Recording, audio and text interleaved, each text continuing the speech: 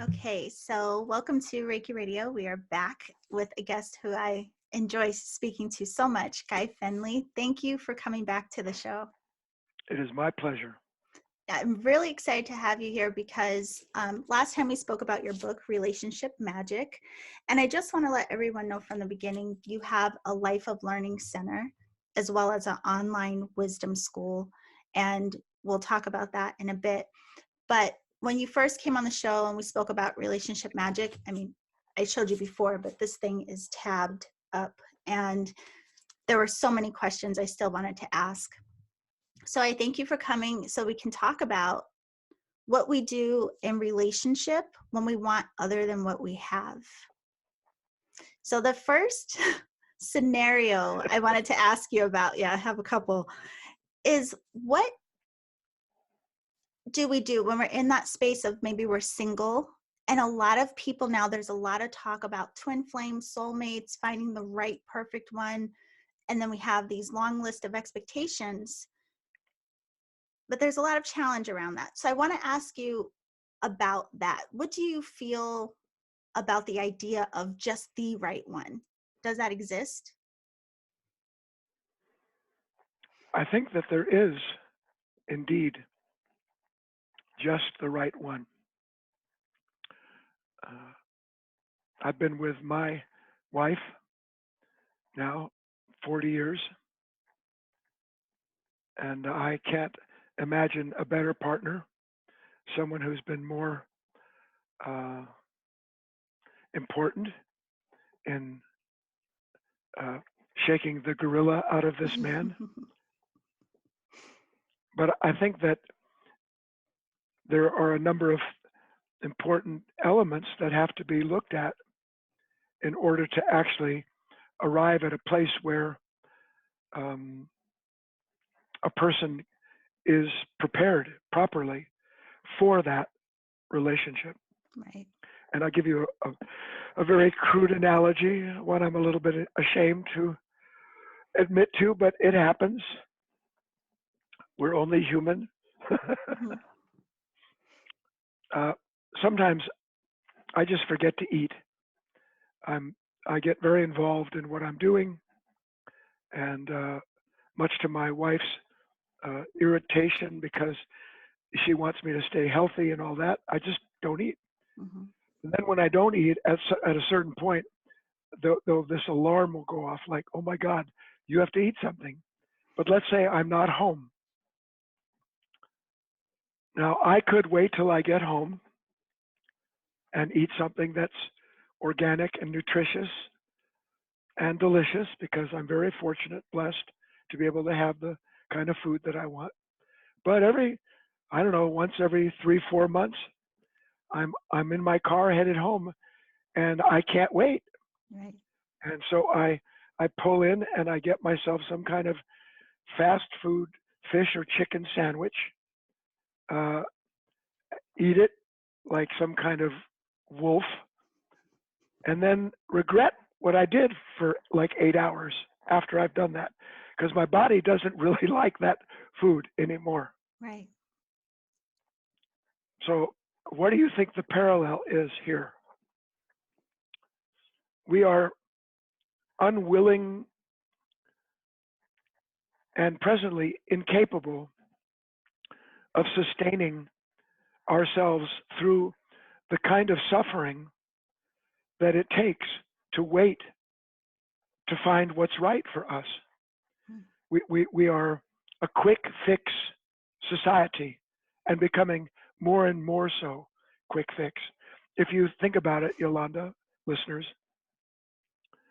we are addicted to answers within 3 seconds on our mobile devices. And we are now such that we are entitled to that satisfaction on a virtually instantaneous basis. So you take that mentality that can't bear much discomfort, and you apply it to relationships with others, sex, the right partner, and you find that by and large we're too quick to leap, too quick to give ourselves to something that we may even have intuition as being not right, but it's better than sitting there empty. Mm. So that brings me to the next point. Better to be empty and a facilitator of that particular energy that will bring by law that right person into your life than to consistently eat Burger King fish fillets. Because there's more fish in the sea. Right. You understand? So that's one of the problems. Every creature, and this is the first chapter in my book, I believe, is this extraordinary, unique combination of celestial, actually, essential elements. We didn't put ourselves together. We didn't combine whatever are these qualities and characteristics that make up the sun of our life, around which all of our experiences orbit. Mm-hmm. And as such, there is literally a key. Almost, do you have ever seen these films, these discovery shows, how viruses deceive cells Yes. because they have parts that lock perfectly in place as if I'm who you're waiting for, Right. you know? Well, we have those soul locks.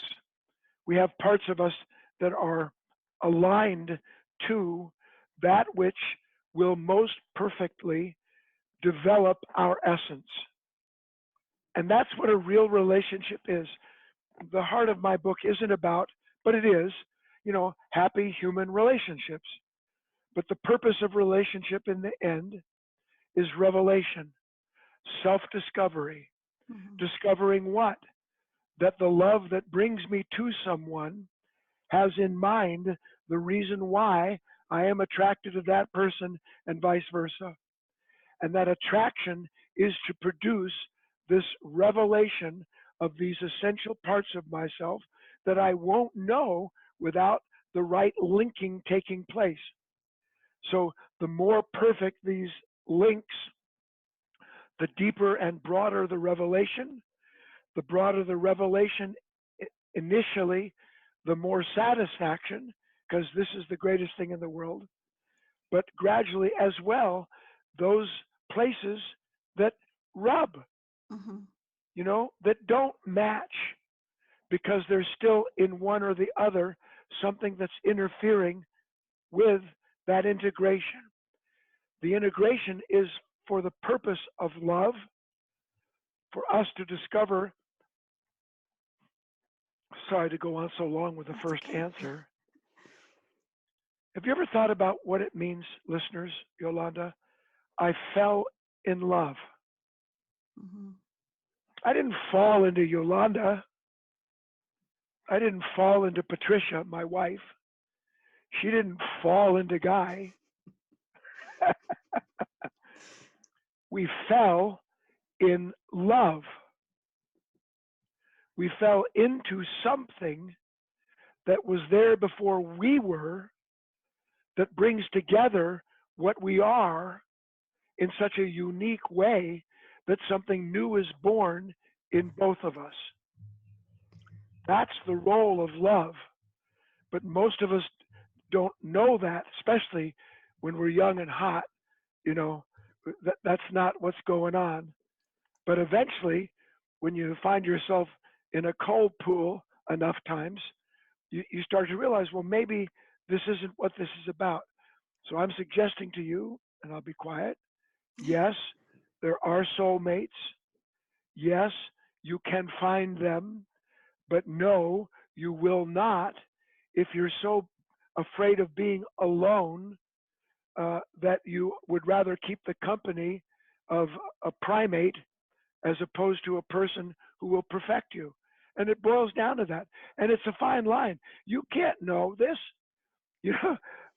I don't know about you, but the first 40 times that you get hot over somebody, the last thing in your mind is soulmate. This is just, does this work? Yes, it's pretty good. And then it develops. We can find a way to do both and be prosperous in perfecting our soul through another human. I love that. I mean, obviously, like always, you say so many things that make 1,000 light bulbs go off. But so there's two things I want to ask you about what you just said. The first is that you remind me so much of what are we relating to, right? I think about this a lot, that we often are seeking something that we're looking for, how we relate. Where's the sameness? Where is the validation? But it's usually something external, where really on all different layers of relationship, we're seeking that sameness that we're having a hard time discovering in ourselves, right? So when you say that, it also reminds me about the beginning part of what you're saying. In my 20s, I was in a relationship that I wasn't ready for. And by the time I hit 30, hindsight was, man, too bad I wasn't ready at that time, right? So I completely get what you mean by, we also have to be ready, and that's what will come forward. So with all of that, if we are in a space of single and seeking, that type of thing,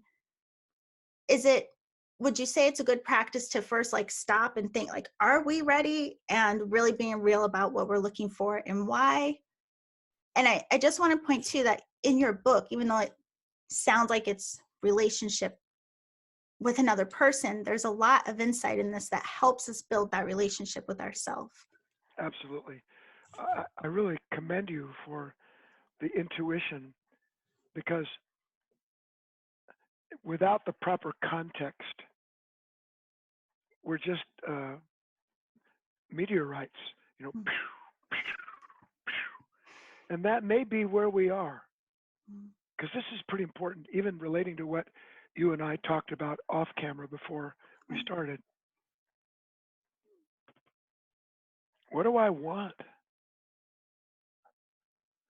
Now, if I just want, and I don't mean this derogatorily, you know, if I just want a burger, I'll get it. Right.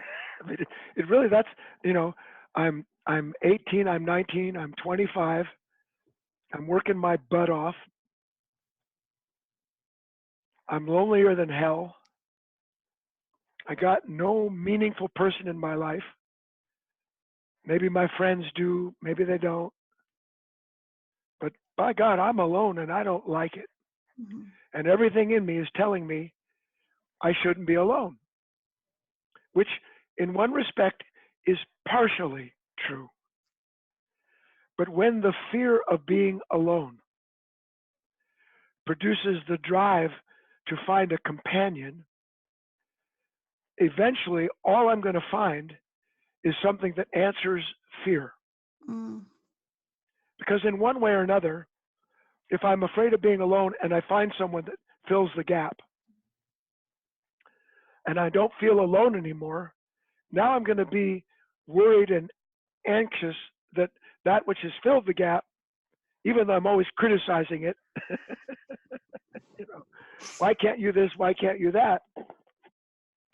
I'm going to be enabling the relationship, Mm-hmm. trying to keep things copacetic. First, just jumping off the end of that statement, never have a copacetic relationship. That's death. That's the end of your development. And the end of your development will destroy eventually any possibility there was in the relationship. Because unless you're growing as a human being, there's nothing to know the walls. There's nothing to explore the box that basically thought is always putting us into. Mm-hmm. Thought meaning, you know, I don't want to rock the boat because this isn't the greatest, but it's better than nothing. Mm-hmm. And I'll argue that it's better to have nothing into which something meaningful can come than to have something that's just keeping things in place, because that way I don't have to suffer any of these parts of myself that drew me into that relationship to begin with, or that are keeping me in that relationship. Look, something's drawing us. We're foolish to think that we draw ourselves to someone, or that who, what, and what we are by ourselves draws someone to us. There's more magic than that happening. Now, back to the beginning. Context.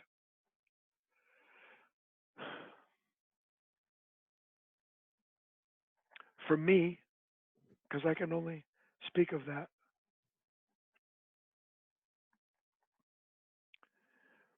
it was always about someone who fit into my spiritual life, not about fitting into someone else's life. Let's examine this, because we've touched on something pretty extraordinary. When you try to fit into somebody else's life, you will lose yours. But if you understand what you look for, what you want, even if it's vague, and it is for most of us, but we can say what it is.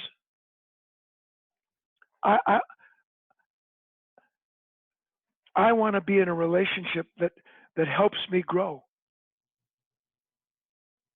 Not that going out with somebody isn't a growing experience. I want to grow. I want to know more about my relationship, in this instance for me, with the divine.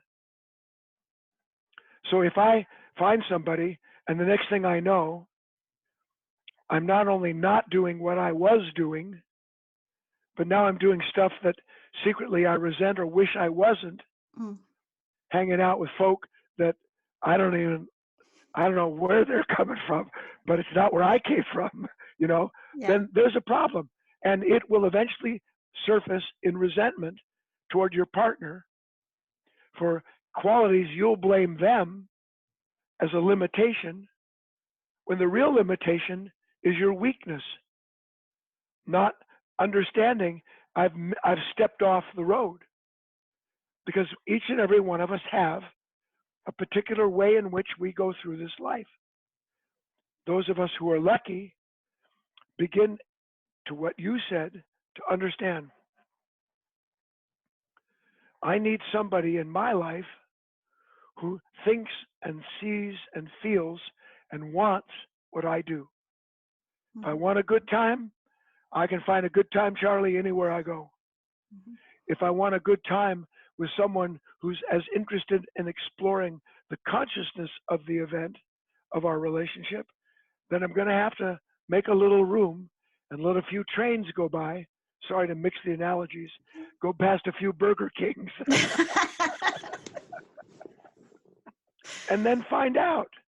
And then if it doesn't work, have the courage to do what your spirit is telling you to do. Which means, how do I meet this pain of being alone? You ask me, how do I know when it's time to go? And how do I get out gracefully? There is no graceful getting out of anything for us, period.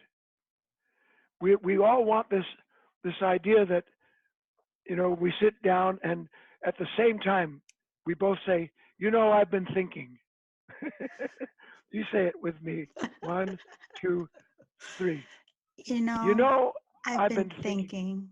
Oh my God, that's unbelievable. It's like a miracle. You mean you feel like you need a little more space too? Yes, I do. Oh, and you're not mad or upset? No, I'm not. This is fabulous. I agree. Love you. Bye. Right? No. One of us has to keep going.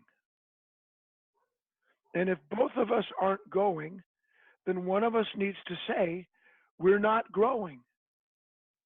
And if you don't want to grow, and this kills me, and it sounds easy to say, I can't tell you how easy it is to say this, but to actually get to the point, and this is by the grace of love, by the grace of God, I swear to you, only this happens. I am more afraid of losing myself and what I love and want than I am of what I have to go through to lose you. Mm. You will never understand, my love. We've been together 2 months, 2 years, 10 years. I would rather die than hurt you, but I can't do this to myself. And I know that you can't understand what I'm talking about. Because if you could, I wouldn't be saying it. Right. And so that's what happens. We want a drive-through divorce, you know. We want an easy separation. Let me ask you, I have to show you something. Look in the window. Can you see? Oh, how beautiful. Yes. That's Tammy. Wow. Hi, sweetie. I can't come out right now. How beautiful. Isn't she gorgeous? She's the matriarch right now. I've got 3 generations of her babies that I'm hand feeding. Isn't she beautiful? Can you see her good? Yes, absolutely stunning. Yes, I see it. I'm shocked. I see a lot of deer in the yard when I go to Maryland to visit my family, but I've Yeah. never seen one No, she comes like her. when she wants me to come out. She comes right to the window and stares at me. She'll stand there for like another 10. I can't come out. Later, not now. She understands that almost. How beautiful. Well, I have Any, to ask you guys, I mean, because again, you make 10,000 light bulbs go off, but you remind me of, okay, so if we back up to, obviously, there's a lot of our wounding that has to be addressed. And it's funny because before we spoke, I was reading the back of your book again, the description on the back, and you say specifically on there, healing core wounds so relationships can thrive, and all of the self-work that it takes. Okay, so fast forward to the other part that you said. When I started intentionally like doing this work on myself, I was in a relationship that I knew I had to leave for exactly the analogy you gave. Do this work, okay, it's fine. And then I said exactly what you said. I want a relationship that will help me grow. So I meet someone, night and day. But the interesting thing is, it's been this thing of how, with 2 people who are so different in every way you could imagine, but the commonality is this desire to grow. And so there's a space held of examining our triggers and our wounds and all of this in the space of relationship. So I love, because you give such detailed outlines of how this can be done in the book. And I wanted to ask you about this portion of relationship. yeah. We're moving from the single people, but now into people who are in relationship and just tired of the patterns. Yeah. Like, I'm sick of this merry-go-round. What do I do? Do I stay? Do I go? Is it worth it? And when you talk in here about the pain being the one that is triggering the fights, and I'll let you say, but it's so beautifully written in the book. Here's, I'm going to forget about the fact that others are going to watch this with us. Because, I mean, look, I've given my whole life. I can't even say I've given it. My whole life has been used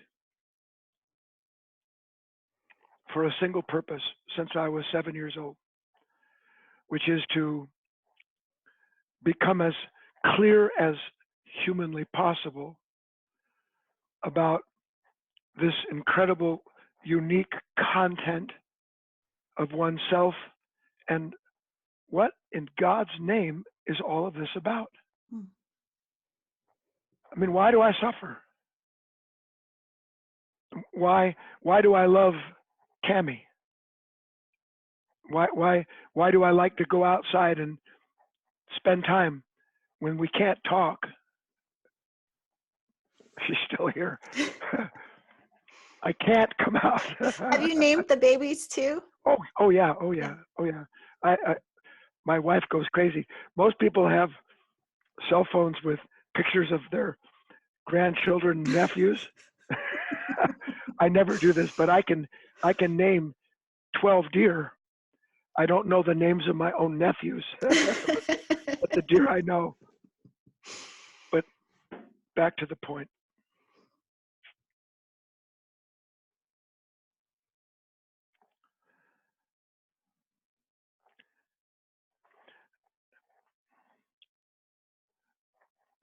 Again, this is developing an idea and something that's a little bit, not a little bit, quite a bit higher. I don't live for you.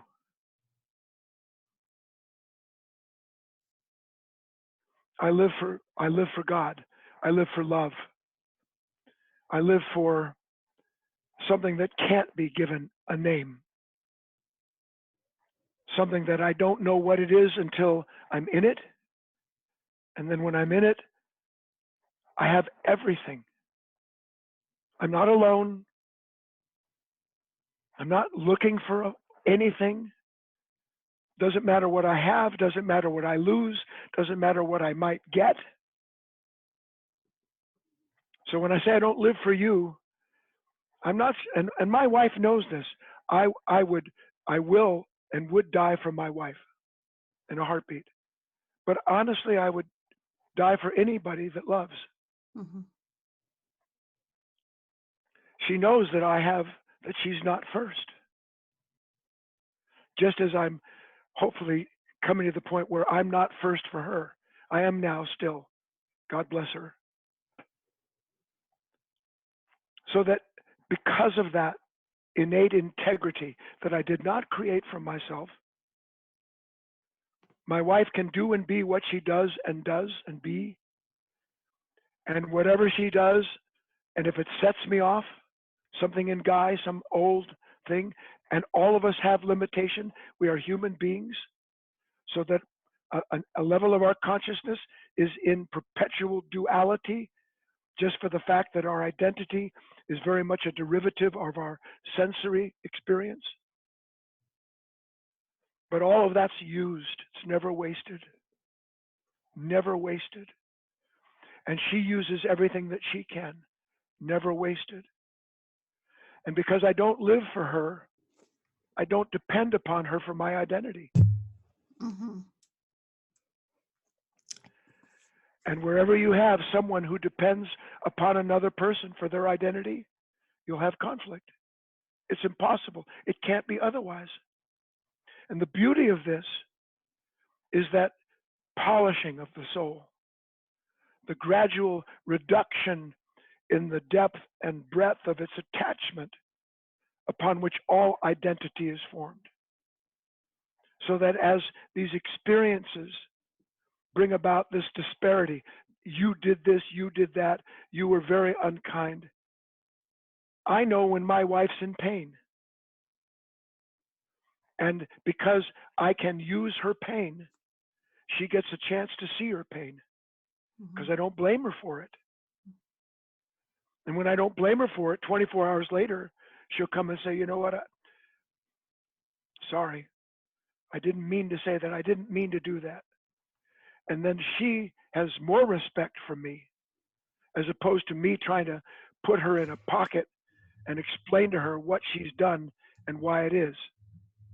So that the bottom line is, the answer to your comment and question is that the more I look to you to define me, the more confined I am by a level of consciousness that will always be in conflict, because it only knows itself through measuring you according to Guy. But that's what we're learning, Yolanda. I have one more last thing, because I can feel certain things. We think we have this limited time. You know, gotta get it, because I can't waste time here. If I waste time, what's going to happen to the rest of my time?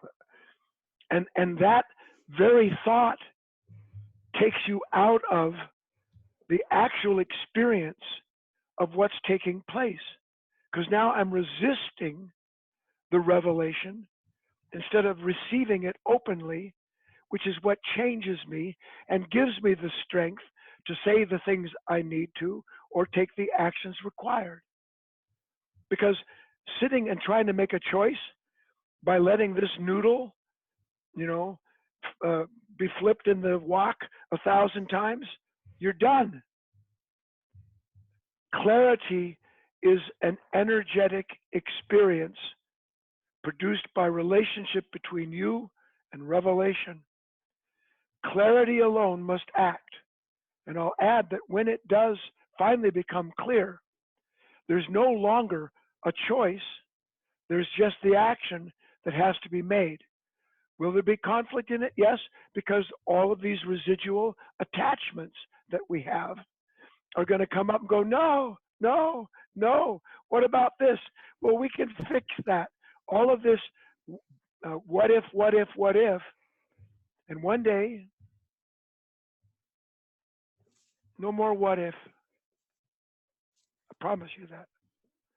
Just clarity and action, and they're the same thing. Clarity is action. Clarity is action. So the task isn't to try to take action to get clear. The task is to understand that everything is downstream from being. Let me get myself straight. You've heard, physician, heal thyself. Mm-hmm. Soul, find thy master. Then when you do, that master, which is love, will unerringly take you through what love needs you to go through to have the ultimate marriage. And then all other relationships become a breeze. Okay, so there's three things I have to point out about what you said. First, going off of what the last part of it, you're reminding me of, again, a section in the book talking about the pain and what's being revealed to us about the pain we hold. And so, I think that's probably one of the most challenging things for us, but also the biggest gift when we can, in those moments, recognize when we're triggered and why and what's coming up for us, and not blaming, just like you said, I'm not blaming your wife, not personalizing everything, but being able to see the other person is hurt too. And you mentioned that in the book as well. Oh, go ahead.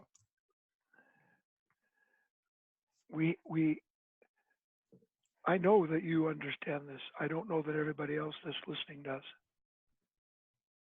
It's so easy. I'm not going to take it personal.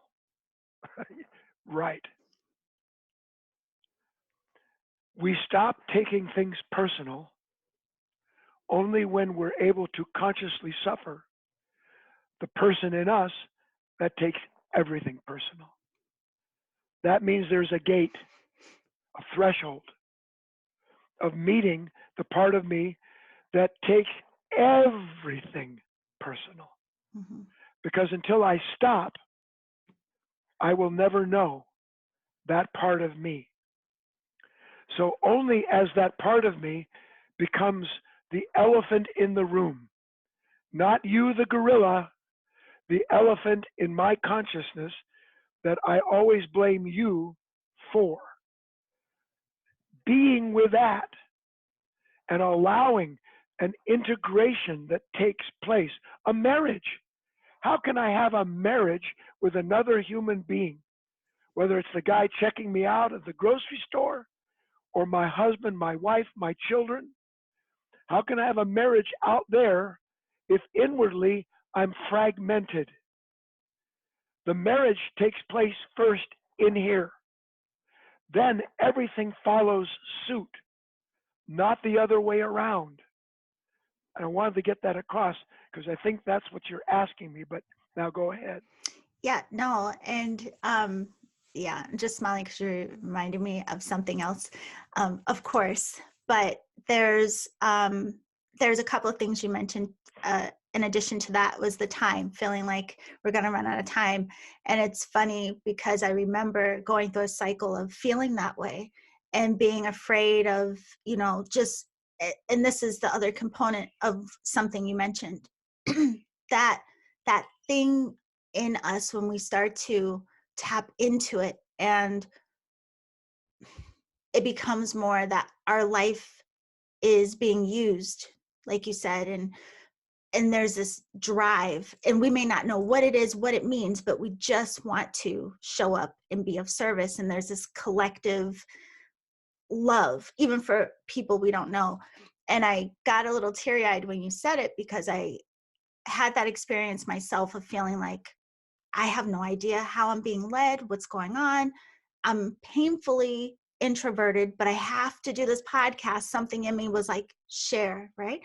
But I spoke to a woman earlier this morning, and the same. She was talking about the work that she does, and she said, I don't know what it is. It's just something in me. I want to support people in love.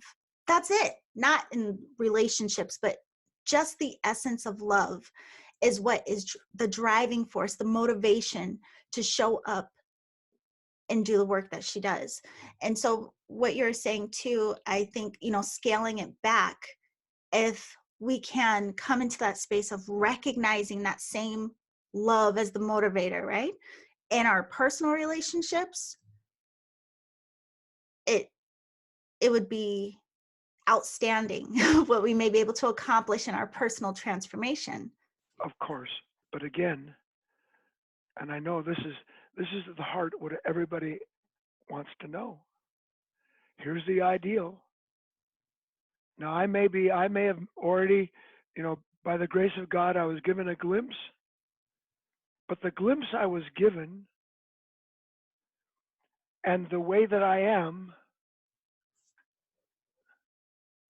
they're far apart.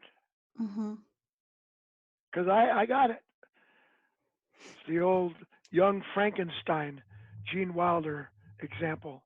You probably, I don't know if you ever saw the movie. Yes. Yeah.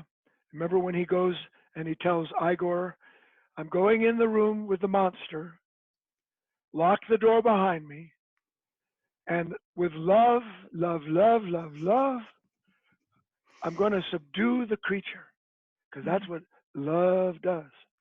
And then Gene Wilder, young Frankenstein, goes in the room, closes the door behind him, and says, no matter what, don't let me out, because love will triumph. Closes the door, goes Peter Boyle, Frankenstein, breaks the shackles. Gene Wilder turns around, let me out, let me out. And this is a very critical piece of spiritual understanding. I am shown the ideal about love. I feel the ideal about love, but of myself as I am, I miss the mark. I don't do the love I would. Instead, I do the unloving thing I would not, to paraphrase St. Paul. Why? Because there is a gap between my consciousness that had the revelation and showed me a higher reality and that which is showing it to me. You cannot be shown a perfect love without that perfect love trying to bring you into the realization at once that it exists, but that you have a limitation that must be transcended before the next level of integration can take place. And it is living with the limitation consciously that brings an end to it, where it's literally obliterated by that which has revealed the disparity. All of that is fancy footwork to say that first you must die to what you are not before you can come into what has shown you what love can do and be. Mm-hmm. So that this transition is always one of a crucifixion. It is always one of a death, never one of Oh, I love helping. I love love, love, love, love. Oh, I have this love, but I see that I'm in the way. And I'm more interested in finding that which will get me out of the way than I am in pretending to be someone who knows the way. Because then something changes as that which is in the dark in us, nothing wrong with it. It's inherent in this undeveloped essence. Bringing that essence, those characteristics, including the old hurts, into the light, and the light does the work. I sit and let the light do the work by fighting to keep myself from identifying with the next Burger King. How's that for a finale? The next quick fix. No. Well, No quick. there's two things you said that and bringing up this story I have to share with you. It's a quick one. The part that you said, a glimpse, and then okay, so this was earlier this year, I think it was, and I saw something on social media that was very triggering. I mean, it was a video of this young girl, and these people were saying that they were going hunting for Black people and had guns and all of this. Now you can imagine how triggering. I mean, like every emotion you could think of all simultaneously. And I was triggered, and I in so many ways, but for some reason in that moment, something in me was like, what do you want? Like, you say you want to do this work, you say you want to understand, sit here through what is coming up for you. And my initial thought was, forgive them, try to be, loving and blah, blah. And I sat with that for a minute, and I was like, I call BS. No, what's coming up for you? Yes. And I first had to deal with my judgment of them, yes. my yes. anger, my this. So I'm saying it quickly, but it was a long process of sitting there. So I had to work through these layers of my stuff of what was coming up. Tears, just tears. Yes. Then yes. I was able to go into the layer of really looking at how I was perceiving these people. So anyway, I'm doing all of this work in a meditative state, just tears. And I had this glimpse. It was a blip of a moment. I'm telling you guys, it was like my heart burst open, and I got it for a glimpse, and I couldn't believe. And then I was full blown crying because I couldn't believe this love that I felt for 2 seconds. Yes. But the thing was, it was only a glimpse. And yes. if I saw the same thing today, I would be triggered again, and I would have to do the work again, okay.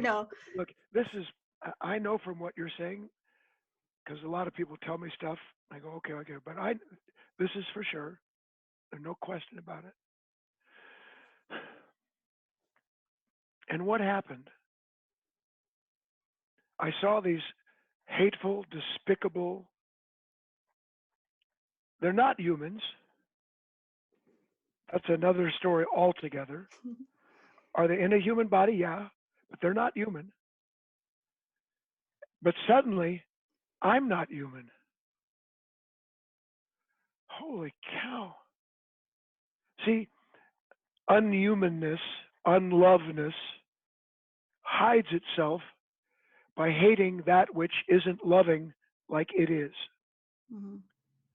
That revelation, left alone, brings the opposites in our consciousness together in such a way that at a certain point, the ordinary resistance that drives us into judging those who have judged others, into a sudden realization there's just this unity. And that this hatred is no different than the hatred they feel. They right. pointed at Black people. Now I'm pointing it at white people. Right. And like that, you're neither one. I'm not white. I'm not Black. It was insane. I am a human. Right. So you have this, now you have something that, forgive me for saying this, by the grace of God will never leave you alone. Mm-hmm. And you must never, be very difficult to forget this, mm-hmm. but you must never let anything replace it. The task now, and this is germane, isn't to get back to what happened. It's to enter into the part of you that's still there and that can use everything with everyone to bring about the exact same glimpse. Yeah. And over time, the energy that is dispelled in the useless suffering of judging or of wanting to be loving. See, this is deep stuff. Everybody says, well, I should be loving. Yes, you should. But first you have to understand what love is. Right. Love is not the opposite of hate. Love, he maketh the sun to shine on good and evil alike. Be you perfect as is your Father in heaven perfect. Do you know the meaning of the actual word perfect in the old Aramaic? What is it? Be completed in this world as is your Father already complete in his, so that through the alignment of these two worlds, the love of heaven will enter into the world of earth, and they shall be two as one forever. Amen. That's what that means. But to be completed means I'm not completed by trying to do something to you. I'm completed when I see that you are germane in helping me discover where this consciousness is fundamentally divided. Now we're on to something. I don't know if anybody's still with us.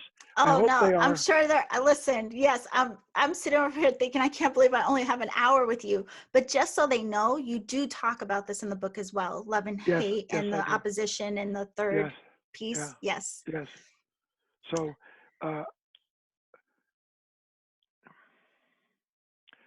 look, I'm 70, and people always want to know, how did you become whatever it is that they can sense I give?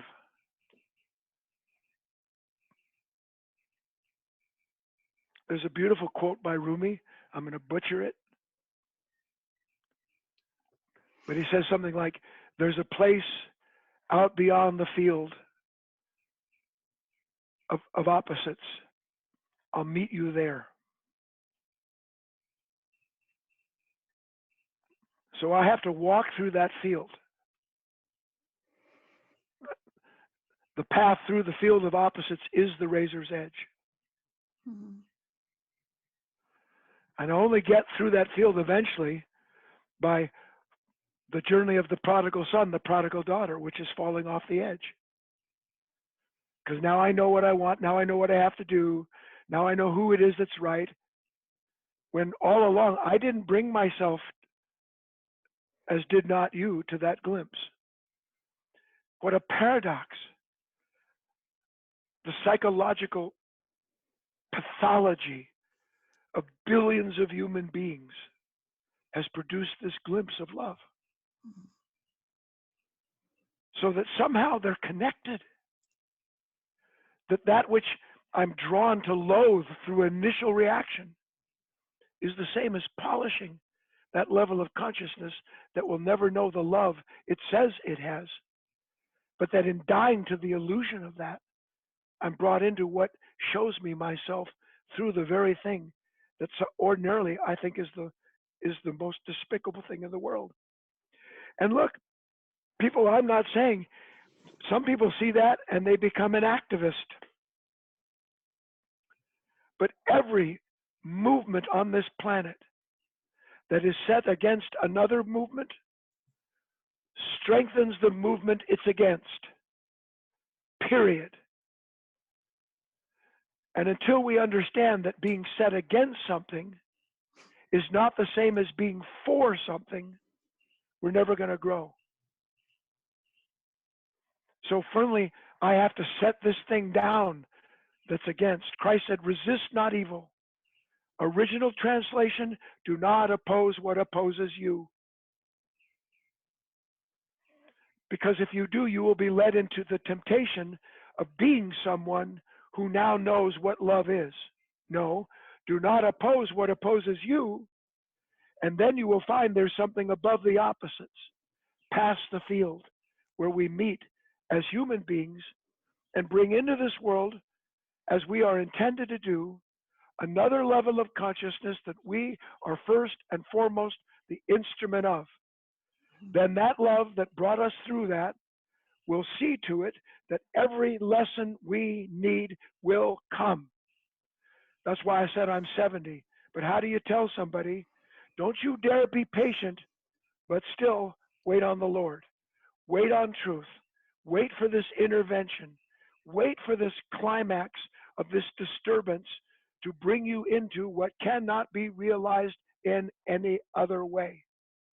Then in your patience, you possess your soul. And I think we said this before. The meaning of patience is to suffer yourself. Mm-hmm.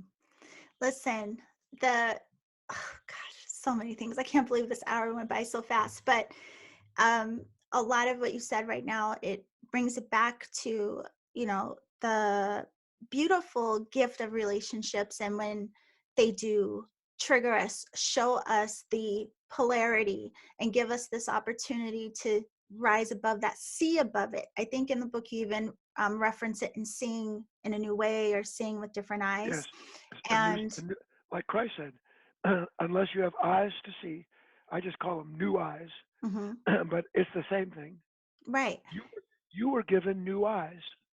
Yes, I and mean, that glimpse that I mentioned, even though I said it was just a glimpse and I still have yeah, to work on it, yes, something that extreme really also brought me into accountability of, if you could see love in that, surely you can have the patience to deal with these smaller triggers, like in interactions with other people, relationship, and yes, everything yeah, else. yeah, Yeah. exactly. Because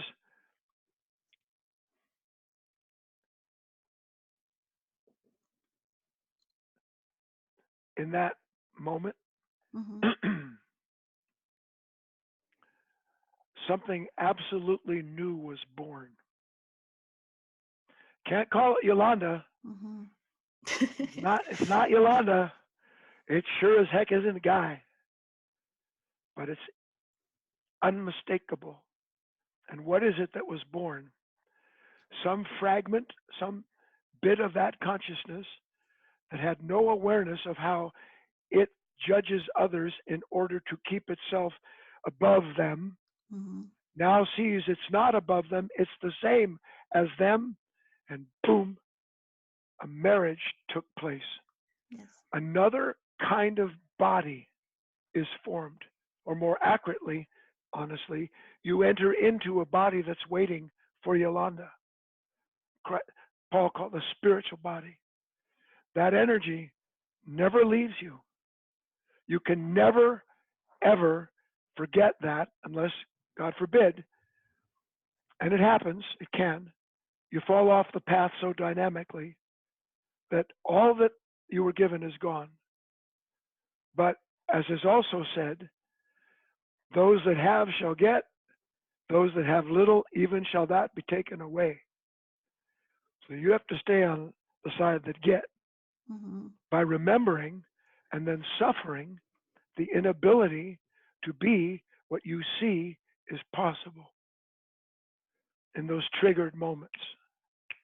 And then Yes. gradually get a piece of duct tape, throw it over your mouth so that before you speak, you're aware of the speaker. Mm. Then you don't dish out what you haven't tasted first yourself.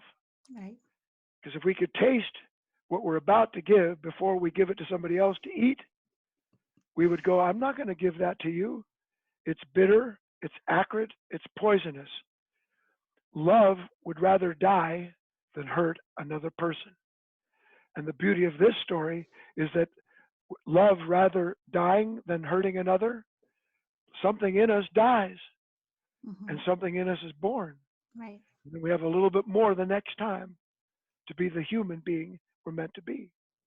Well, I have to say, and there were a couple more scenarios I wanted to ask you about, but I think what you just said really highlights how the opposition that we may feel in life and relationships with people, all these things, they're really highlighting the oppositions within ourselves, and the whatever internal struggles are going on, but we have such a opportunity and gift of recognizing that if we could just zip it, pause for a moment, and deal with that allowing ourselves to eat. And I think the thing is sometimes just letting yourself try. Like, what if you just shut up this time? What if you don't respond like you did last time? Like, what if you just test it out and see what Yes, happens? yes, this is great, but not test it out by pushing it down. Right, I shouldn't. No, I'm not going to be this. I'm not going to be this, because then you're not actually experiencing what it is that's happened. right. Right? No, I'm going to take the smallest step.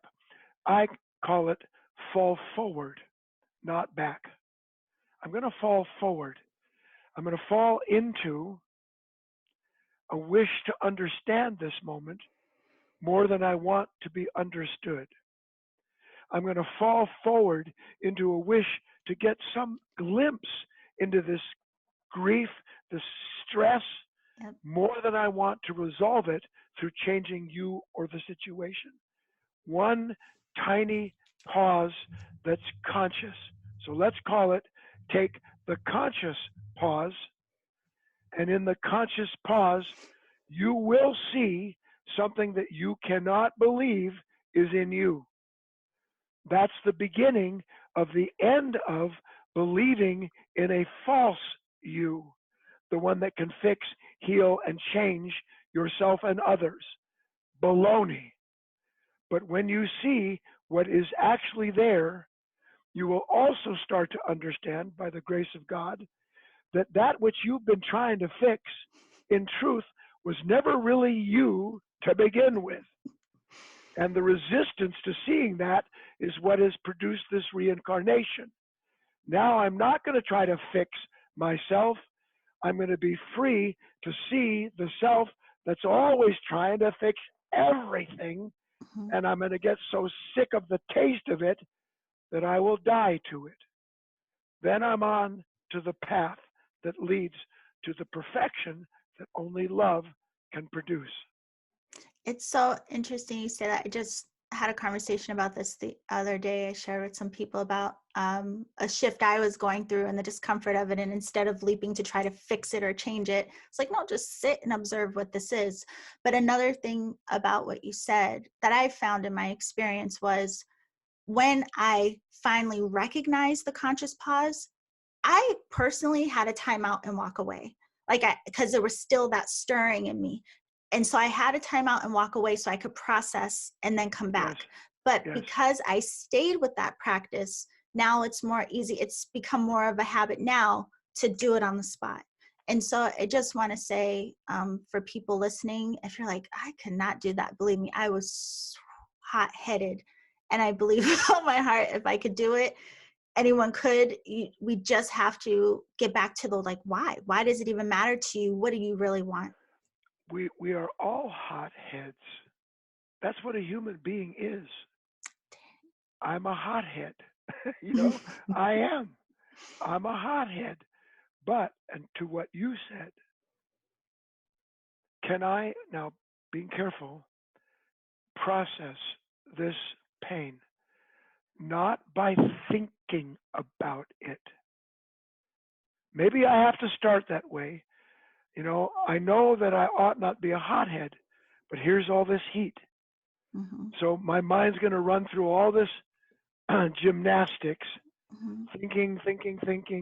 thinking. And every thought that I take actually removes me from the direct experience of the revelation. So the more I can stay with the direct realization of the heat, forget all the nonsense about why and who, and I went through this, and when I was 12, she took away my Tootsie Roll Pop, and that's why I'm still suffering. All of that is literally the grist. That's what has to go. The wheat is separated from the chaff by the light that shows us what has to grow and what's keeping us from doing so. Process, start over. Process, start over. Yes. If you do that, with that wish, you will see. And if you see, you will want to see more, even though most of you doesn't want to see more because it requires patience, suffering oneself, and dealing with what we're sure, which all hotheads are, that I wouldn't be full of this flame if you didn't just ignite me. Mm. Quick story. A spiritual master takes a student out because they're blaming people for their everything. Goes out in the woods into a particular place in a damp valley and says, build me a fire. The student says, well, first, there's no stuff here to build a fire with. And even if there was, it's all damp. I can't build you a fire. I said, build me a fire. I can't. Why? I told you, I don't have anything to build a fire with. Ah, said the master. That means that when you get upset with somebody, you have everything you need to build a fire. Perfect. That's all we need to see. Mm-hmm. You didn't stuff me with straw and kindling. I am my own ignition point, and my consciousness as it is replete with that which is intended to be burned up by the light of awareness. And it will be if we'll let it. Goodness. It's never enough time with you. Guy, I cannot thank you enough for this conversation, truly. And for anyone listening, a lot of what Guy touched on today is in his book, Relationship Magic. And of course, I'm going to put the links below. But I just want to ask you if you can share a little bit about as well for people who would like to do work with you directly. Could you tell us a little bit about the Life of Learning Center and then your online wisdom school? Yes, thank you. I am the founder of Life of Learning Foundation. It is a nonprofit center for what we call self-discovery. I teach 3 or 4 times a week to a group of men and women, many who have moved here or those that come to visit. It's a $3 donation at the door. No one's turned away. There's nothing else you can join unless you want to join. I have a wisdom school, which you can join for $4.50 a month and have access to an endless amount of talks. There's levels, and that's you find that at what am I at Guy Finley at guyfinley.org. www.guyfinley.org. That's where you can find out everything.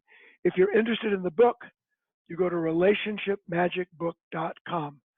relationshipmagicbook.com. And if you order the book from relationshipmagicbook.com, you get a free download of the audio version, the audible version, which I read, and another gift.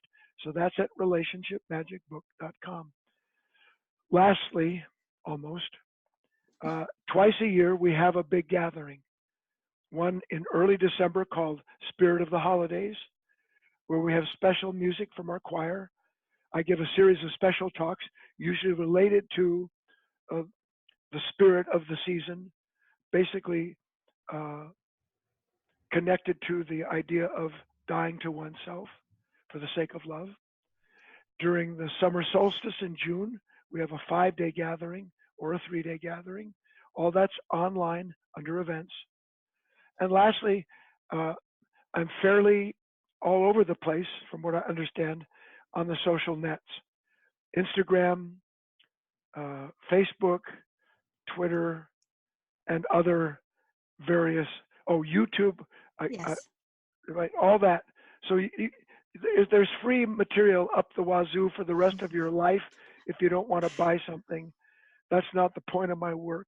It's to share time with Yolanda like this and let everyone that can follow us understand and be encouraged, even in the most dark moments, that there is something divine at the root of our relationship, and that our task is to give our life increasingly to it, and it will take care of the rest.